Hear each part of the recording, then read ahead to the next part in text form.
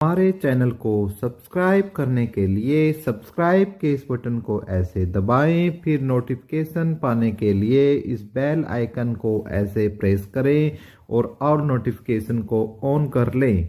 धन्यवाद। DSSB PA का जो रिजल्ट है उससे हम जिक्र करेंगे, उसकी कट ऑफ करेंगे और टायर 2 का एग्जाम कब है दोस्तों उसके बारे में जिक्र करेंगे।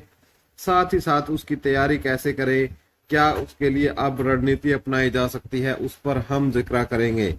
तो वीडियो पर बने रहिए दोस्तों। यदि चैनल पर पहली बार हो तो प्लीज चैनल को सब्सक्राइब करने का काम जरूर करें, अपने साथियों के साथ शेयर करें। तरीका वीडियो के प्रारंभ में मैंने आपको बता दिया है। तो दोस्तों जैसा कि आप सबको पता ही है, DSSB के लिए चाहे JJ हो, चाहे PA हो, चाहे SPO हो, आपके लिए जो रिजल्ट है वो आ चुका है दोस्तों। और जो कट ऑफ भी हमने बताई थी उसी के इर्द गिर्द कट ऑफ भी रही है दोस्तों, ठीक है। क्योंकि एग्जैक्ट कट ऑफ का तो क्या है दोस्तों, अनुमान ही लगा सकते हैं, ठीक है। तो उसमें जो परिवर्तन होता है वो एक्सेप्टेबल होता है दोस्तों। और सबसे पहले तो हमारे उन साथियों को बहुत ही मुबारक दिन का सिलेक्शन हुआ है, ठीक है। उनको बहुत बहुत मुबारक। उनको टायर 2 की तैयारी अब कैसे करनी चाहिए वैसे तो बताऊंगा मैं तैयारी पर, ठीक है। और लेकिन दो बात हम उन साथियों से करते हैं जिनका नहीं हुआ। तो साथियों कोई घबराने की बात नहीं है।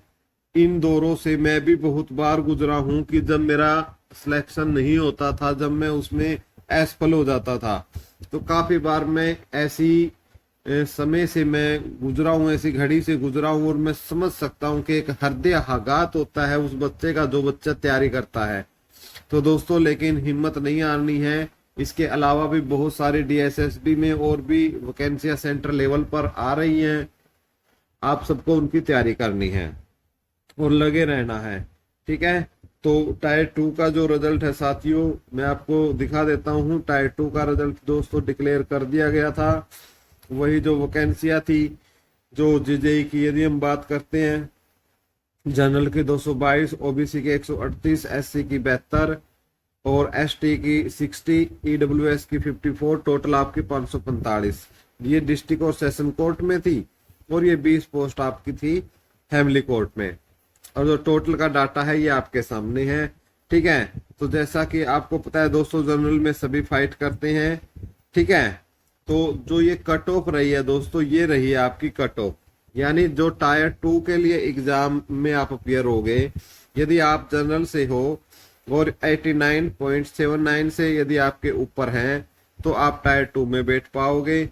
OBC में आपके 67.41 है। SC की आपकी कट ऑफ बहुत ज्यादा हाई गई है, 81.11। ST की आपकी 54.34, EWS की 76.3, जो कि बहुत ही अनएक्सपेक्टेड है दोस्तों ये कट ऑफ जो आई है। और उसके बाद जो PWD की है वो भी थोड़ी कट ऑफ है जो आपकी हाई गई है। चाहे आप BLV की बात करें, चाहे DHH की बात करें या OA BA इनकी बात करें, तो इनकी तो अक्सर थोड़ी हाई जाती है दोस्तों। मैन तो ये है दोस्तों कि ये कट ऑफ है, ये भी 55 के आसपास गई है, ठीक है। तो कट ऑफ ये आप देख सकते हो दोस्तों। और जूम करके मैं आपको दिखा देता हूँ, ये जनरल की है, ठीक है, OBC की है, ये SC की है, ठीक है, ये ST की है और EWS की है और बाकी PWD की है, आप देख सकते हो। तो ये कैंडिडेट है, लगभग आपके 46,000 कैंडिडेट ने एग्जाम दिया था और वो इस कट ऑफ के साथ टायर 2 में आए हैं। अब जो एग्जाम है दोस्तों आपका कब हो सकता है तो वो भी आप देख लीजिए दोस्तों।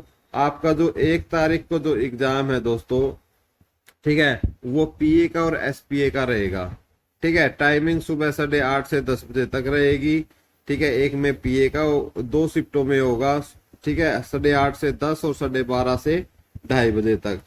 2 तारीख को जो आपका रहेगा दोस्तों वो JJE का रहेगा, ठीक है। टाइमिंग वही 8:30 से लेकर शाम के 2:30 बजे तक आपकी टाइमिंग रहेगी। 2 शिफ्टों में आपका क्या होगा, ये एग्जाम होगा। तो अब जो सबसे मेन बात आती है साथियों इसमें कि अब टायर 2 की तैयारी कैसे करें, ठीक है।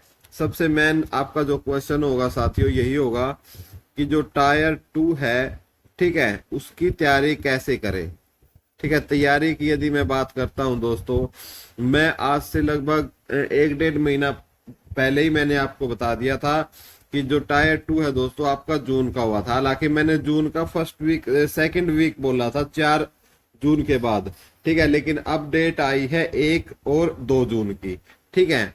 तो भैया थोड़ा इतना तो हो ही सकता है जो इन्फॉर्मेशन होती है उसके हिसाब से। तो लेकिन मैंने उनको बोला था कि जो तैयारी है आप स्टार्टिंग से रहे।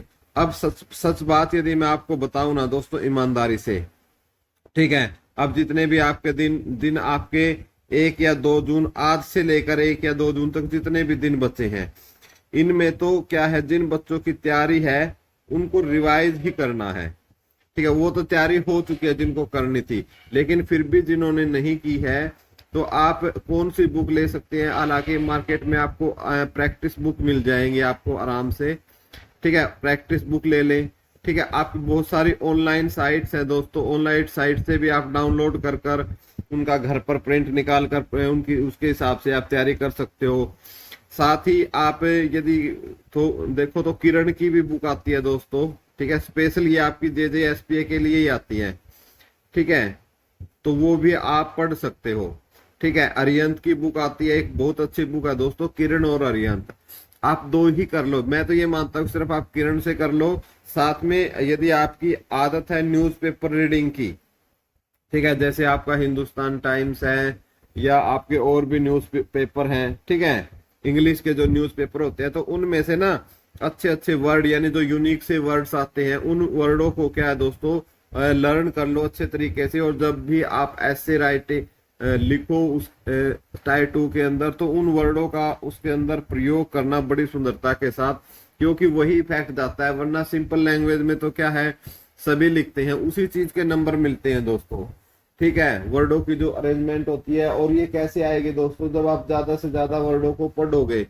ठीक है, और उनको लर्न भी करोगे। अब कुछ बोल देते हैं कि भाई न्यूज़पेपर में से जो वर्ड्स है वो छांट लो और एक कॉपी में लिख लो। यार कॉपी में तो लिख लिए, लेकिन समय पर वो शब्द याद ही नहीं आया, फायदा क्या है। तो उस शब्द को क्या है भाई, वो आपको लर्न भी करना है और अपनी मेमोरी में उस शब्द को बार बार यूज भी करना है, ठीक है। अपने जब भी आप तैयारी करो और जब भी कोई ऐसे लिखो तो उन शब्दों का यूज करो, ठीक है, क्योंकि वो एक यूनिकनेस आपके ऐसे में लेके आते हैं, और जिसके फिर जो चेकर होता है आपको एक्स्ट्रा नंबर देता है, ठीक है। अदरवाइज आपको क्या है, वही आपको एवरेज मार्क्स पर, यदि आप कितना अच्छा लिख लेना, यदि आप अच्छे वर्डों का यूज नहीं करोगे